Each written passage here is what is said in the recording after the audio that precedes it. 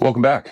I was able to order a alternator bracket for the beta, actually from beta, and I did some fitting on this thing and kind of came up with a solution, and it's a little convoluted, but I think it works, and structurally it's okay.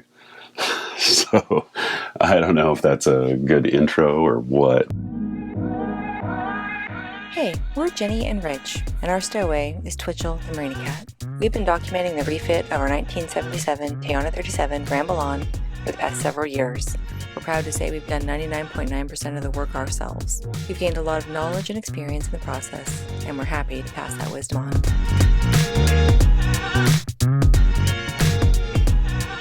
Got this alternator arm, and again with this alternator, for some reason, that just nothing lined up. So from this is the pivot point that goes into the water neck that occasionally will drip water if you loosen the screw too much. So I actually left this old one on, the old straight alternator arm on, and mounted this thing to it up here. I flipped it around upside down, put the slotted end on this screw, and then managed to make this thing work. A couple trips to the hardware store back and forth for different nuts and bolts and whatnot. But so what happens is this thing slides along in this slot, and now it does work. It works with the swing of the alternator, so this thing can go in and out, back and forth. Front alignment, front and back alignment is good, and the side-to-side alignment, everything is square and parallel. This, actually, with this bracket arrangement, the belt tension, it wants to pull it in this way, so this thing is pushing against, kind of pushing against the water neck. I wouldn't say it's pushing, but it's braced against the water neck. The belt that came with the other alternator now doesn't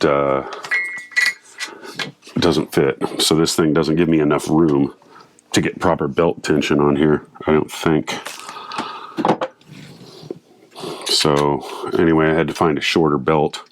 So I received a message on Instagram, and someone was asking about repowering with a similar motor, and they had said they had talked to Beta. Beta said they won't install anything bigger than a 170 amp alternator. I was speaking to Peter Kennedy at PKYS, the guy that sells the Balmar alternators here, and we were talking about things like belt tension and programming the voltage regulator, and you can derate these things. This is a 250 amp alternator, but you can tune this thing down by adjusting the stator output to be less than 250 amps. At that rate, for our, to hit 25% of our battery capacity, 200 amps is probably a good number to shoot for. And also, he was saying on belt tension, you just want it to be tight enough. You don't want to put a whole lot of pressure on it, because these the wide serpentine belts, these things rely on basically friction between the pulleys. So this thing with enough pulley wrap around here actually doesn't require a lot of tension like a V belt does, or a double V. Another thing I was talking to him about, because I was thinking, when I originally ordered this pulley was 2.7 inches in diameter, is what it said in the Balmar specifications. Our old Perkins was actually, I think it was like a 6-inch pulley on the crankshaft. This one's a 7-inch pulley on the crankshaft. So taking the rotations of the crankshaft and dividing by the diameter of the crankshaft divided by the diameter of the alternator gives you the ratio at which it turns, rotates, like a 2.5 to 1 or 2.7 to 1. And I was doing the calculations on the alternator curve. The output curve on the alternator starts topping out at about 6,000 RPMs, but the alternator was actually calculating out to spin at about 7,800 RPMs. I was a little worried about that. I asked him if it was possible to order a larger diameter alternator pulley to help slow this thing down. And he says you really don't want to slow the alternator down, because the fans, the faster it goes, these things are rated to like 10,000 RPMs, but their output curve plateaus off at about 6. So after 6,000 RPMs, the amps that this thing makes doesn't go up any higher. But he said that the cooling capacity actually increases the faster it's going. So he says it's actually better to, you know, spin this thing as fast as you can. It's only going, the stator's only going to put out what it puts out as far as amps into the battery. So yeah, we had a good conversation, and I was actually feeling a little more confident. I don't think it's going to, you know, it's not going to cause a lot of lateral. There's not a lot of lateral torque on this thing, as far as on the bearings and whatnot, because you're not really over tensioning the belt. So this gives me enough, so I've still got a little bit of adjustment here so I can tighten this belt down a little more. I do have this tensioning gauge, and it'll actually give you a pounds reading, like a PSI on the belt. But he says you just want, you know, in Baumar, in their manual, they have a, you know, you take the span between the two longest pulleys and you push in a little bit, and, you know, you want like a 1/2 inch or whatever. But he says you just put enough on it to keep it from slipping. I did order new cables, so got a couple of fat 2/0 cables, one for alternator back to the battery, and then the other one from the ground stud on the engine block back to the negative side of the battery at the other end of the battery bank. Got to program the charge controller and get that thing installed, get the harness routed through under the floor and back up to the alternator. There's some other wires I need to chase down as far as finding out where the dash lamp hooks up for the you know, the voltage light on the engine control panel. Oh yeah, I got to install that alternator protection device, and it's around here somewhere as well in a box full of junk. I got a nice long holiday weekend to work on it, so let's see if we can crank this out. So I'm routing the cables now, the big battery cables. This one goes to the alternator and up to the positive first terminal on the battery bank. It actually, there's a fused connector here. This is a little fuse, and this one's a 300 amp fuse right here, and then it'll go to that terminal. This cable is way back. It's right here. It's hard to get to, and I don't want it touching anything right now, so it's not hooked to the battery. I've still got to pull this end of the harness through and figure out where to split it and put a temperature sensor and mount that inside this jacket sleeve thing. Trying to find support for this cable is a real trick, because I don't want to just hang it off the terminal, putting strain on the battery, the lug on the top of the alternator right here. So I don't want all that weight just dangling off this fitting. Of course, always put a cap or some sort of a boot on top of the hot lead, so you don't weld a wrench to your engine manifold when you arc it out on the battery. Got the negative, the engine ground pulled back to the opposite end of the battery bank there. That's the black wire to the negative side. Just kind of putting things in and getting everything chased back into the battery compartment.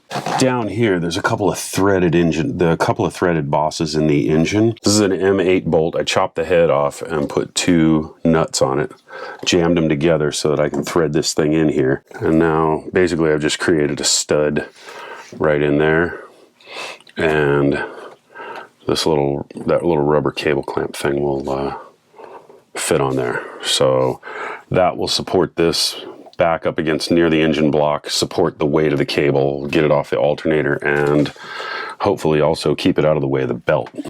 So I'm just pulling apart the old harness from the Perkins, and it's shorter because the alternator was on starboard side of the boat.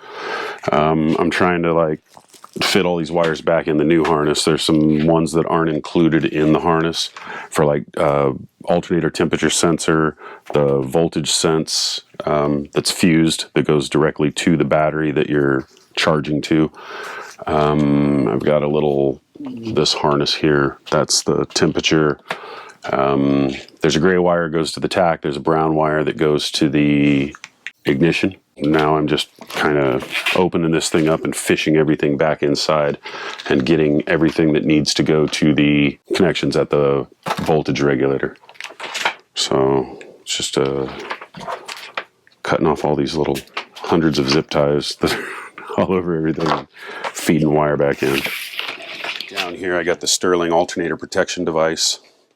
So got that thing wired in. This is going goes to a 5 amp fuse right here, and this just goes to the top of the alternator to the battery feed right there. So finish up this, get everything neatened up back into its split loom, zip tie cables and stuff back up where they belong. Everything goes back into here, into the battery compartment, and then I'll hook up the fuse. Here's everything installed. Everything's routed, put in its loom, zip tied. Everything's up out of the way of moving parts and hot surfaces. Here's the temperature sensor. That's the alternator temperature sensor that tells it to shut down if it gets too hot. Belt's adjusted, tensioned correctly, I do believe. I added an extra locking nut to the back of the alternator arm just to lock it in. This is threaded on the alternator, but I've just put a lock nut on there just to secure it, make sure everything stays tight. So this is that belt tension gauge I was telling you about, but I think I got the one that was too high rated. This one goes from 100 to 300 pounds, 50 to 150 kilograms. But what you do is you just put this thing on the belt, you push down on that little thumb pad until it clicks, and then you read the scale there. So right now this belt is tensioned below 100 pounds because it's off the scale. It doesn't even read correctly. So I just set it like this, just push in on it. So you can put it, you put a straight edge on the belt and then you just push on it. And I'm pushing about maybe 3/8 of an inch, I guess, in the middle of the belt. I don't know how accurate this is using a straight edge, but I mean, I can push in more than a 1/2 an inch. It seems pretty tight. It seems tight enough. Hopefully it's not too tight. I'll check it again. Once the belt wears in, you got to check your belt tension anyway. After you run it hot for a while, always recheck the belt tension. I need to install the regulator and show you a little bit about the programming on the voltage regulator. All right, so I've been programming the Balmar voltage regulator. This is the new 618 charge controller. And use a little magnetic screwdriver if you don't have the battery monitor, the SG200 battery monitor that they sell. I just have 3 little fuses in a wiring harness. I think we did a video on it a while ago when I did the first alternator on the Perkins. So yeah, real simple. Just hook it up to the ignition, battery, battery negative, and then also the voltage sense hookup for the to detect the actual battery voltage. And I went through the programming parameters. Everybody's batteries, you know, whatever battery bank you got, check with your battery manufacturer. Make sure your parameters are set within their limits. But I just went through and made a list of all the little details in the advanced programming segment. The biggest one, I think, is the field reduction percentage, and that's the that reduces the stator output to about 200 amps. I've got it reduced by 20% of 250 amps. You go through, you touch it with the magnet, you go into program mode, battery type, it should be LFP, field adjust is -4, which is 20% field reduction. So then it goes through all the different parameters. So whatever you want to program it for. Basically, that's about it.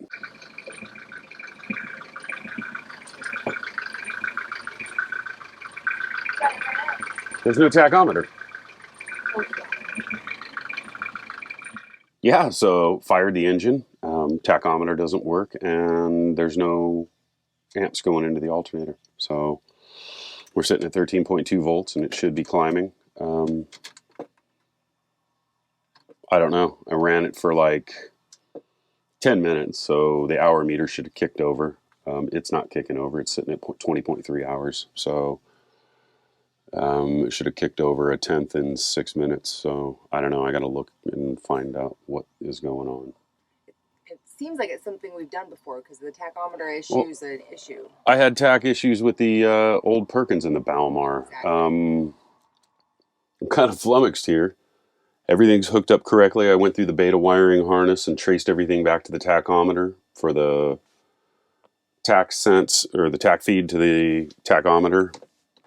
I think I got the right one. It was basically right here. It came to the old alternator.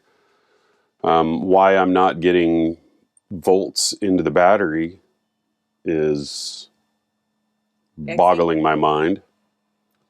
Yeah, it vexes me. I'm vexed. Okay, so never mind that last statement. I was watching this thing cycle through. When you turn the ignition on, I unplugged our low oil alarm, so right now the key is on, but it's not beeping at me. As this thing cycles through its menu and it tells you what it's doing and what the batteries are doing, I noticed it was getting 0.0 volts. And I looked, and there's a voltage sense fuse, and it goes directly to the number 1 battery, and then the negative side hooks all the way to the opposite end of the battery bank. So this little fuse dealy here says, well, it said 0 volts, so the battery, the voltage regulator is not detecting any volts from the battery, which is good because it's fused, and the fuse is blown. I changed it out for another fuse, and now I'm reading 13.1 volts, which is sort of what this thing's reading. So the alternator won't put anything out if it detects anything less than what you've programmed into it. So the low voltage cutoff, I think I've got it set for like 11.7 volts. So because of the battery management system in there, you don't want the alternator trying to feed a dead battery. Like super dead, like beyond dead. I forget what these things cut out at, but it's something like 10 volts or something. I think I can turn the key and start the engine again, and then we'll see if this... It's still not going to take care of the tachometer issue, I don't think, but let's give it a try. So the tachometer is reading about 1100. Is it putting volts? 2.5. Okay, we're cranking. We're putting 135 DC amps into the thing right now. So what was the fix? A 1 amp fuse. How long does that fuse be blown? Is the question. And why did he put? So here's the funny part. I used it from the old harness. I used that fuse holder from the old harness. Which also didn't work. The tachometer didn't work. And that's so weird. It's not weird, it makes sense. The hour meter's working now. It just went to 20.4. No, it was illuminated and it was stuck on 20.3 hours. Because if you turn the key on for 6, say you leave it on for 6 hours, it won't add engine hours to the thing. It'll only illuminate the tachometer.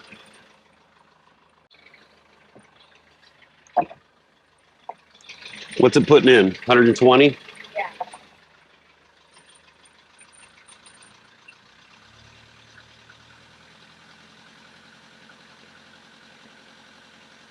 $170, 180 amps. Nice. Something's weird. The tachometer's not reading the correct number. So that says 1500 RPMs. Let me take it up a little bit. Okay, that's ballpark 1500 RPMs. That belt looks loose already, though.